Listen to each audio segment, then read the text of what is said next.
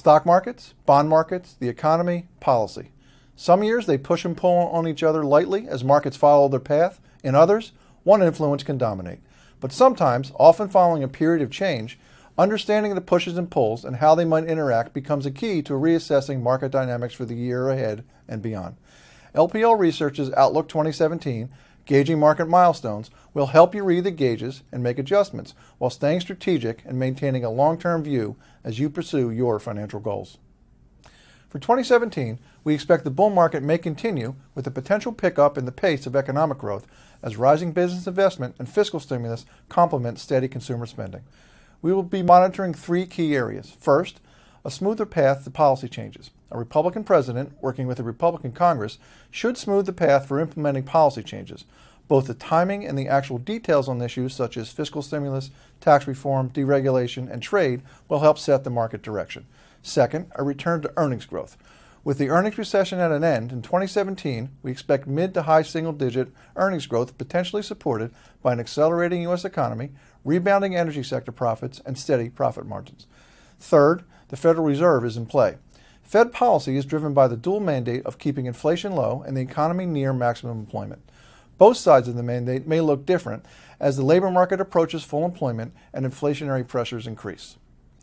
In 2017, we expect economic momentum, fiscal policy, and a more business-friendly regulatory environment may help real GDP accelerate to a range closer to 2.5%.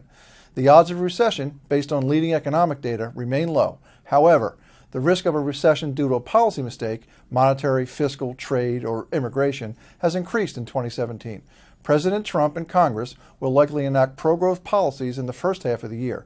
These policies may boost economic growth, but would likely shift the drivers of growth from an emphasis on the consumer to a mix that includes manufacturing, capital expenditures, and government spending.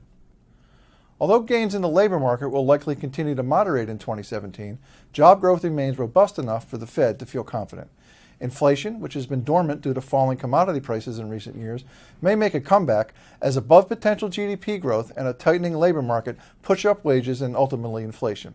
If we meet the Fed's forecast for the economy, labor market, and inflation in 2017, the Fed will potentially raise rates twice during the year, with 3 hikes more likely than 1. Turning to the stock market, we expect mid-single-digit returns for the S&P 500 during the year and the continuation of the nearly 8-year-old bull market, consistent with historical mid to late cycle performance. We expect S&P 500 gains to be driven by 4 factors. 1, a pickup in U.S. economic growth, partly due to fiscal stimulus. 2, earnings gains from corporate America. 3, an expansion in bank lending. And 4, a stable price-to-earnings ratio of 18 to 19 times. Gains will likely come with increased volatility as the economic cycle ages. Our forecast for earnings growth in the mid to high single digits is well above the flat earnings of 2016 and consistent with long-term averages. After more than 2 years of earnings declines in the energy sector, we expect earnings growth to return based on our expected oil price stability. In addition, we believe any further rise in the U.S. dollar in 2017 may be contained, although we do consider currency uncertainty to be one of 2017's bigger risks to earnings. Within international markets, we expect that 2017 may be the year of improving fundamentals, but increasing risk. Both developed and emerging markets saw their corporate earnings pictures improve in 2016, with expectations for further growth in 2017. However, we remain cautious on international investments due to global geopolitical risks. As mentioned, one of the greatest risks is currency uncertainty. We would prefer to see stabilization or even a decline in the dollar before making further investments into international markets. Focusing on fixed income, while our forecast for bonds remains muted, we do expect the 10-year Treasury yield to end 2017 in its current range of 2.25 to 2.75%, with a potential for a 3% yield at some time during the year. Despite prospects for low returns, fixed income allocations should nonetheless be maintained in suitable investors' portfolios as they play a vital role in diversification. Due to expected upward trending economic growth and inflation, in addition to Fed rate hikes, high-quality bond prices may be under pressure in 2017. Turning forecast to action, let's recap how to invest. We expect stocks to outperform bonds in 2017, but with the overall return environment for most asset classes modestly below historical levels. We see similar performance between growth and value. Small caps may outperform early in 2017 due to the possibility of supportive policies and expanding bank credit under a Trump presidency. An aging business cycle may favor large caps later in the year. On a sector basis, we are monitoring healthcare, which may benefit from a more benign regulatory environment. Technology valuations reflect overly pessimistic expectations based on assumed policy impact and may present an attractive opportunity.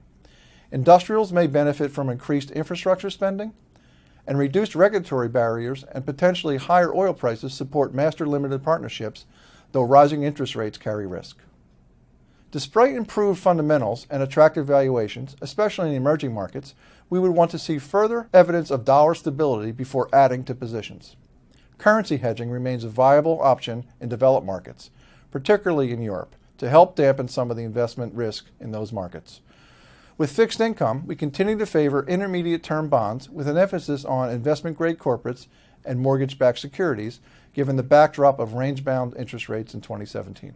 Lower quality fixed income may be supported by business-friendly policies in line with our positive view on equities. Therefore, a small allocation to high yield and/or bank loans may make sense for some investors. We've shared a lot of information here, and more guidance can be found in our LPO Research Outlook 2017 publication. We encourage you to leverage Outlook 2017 and consult your financial advisor as you seek to make progress towards your long-term financial goals. Thank you for listening.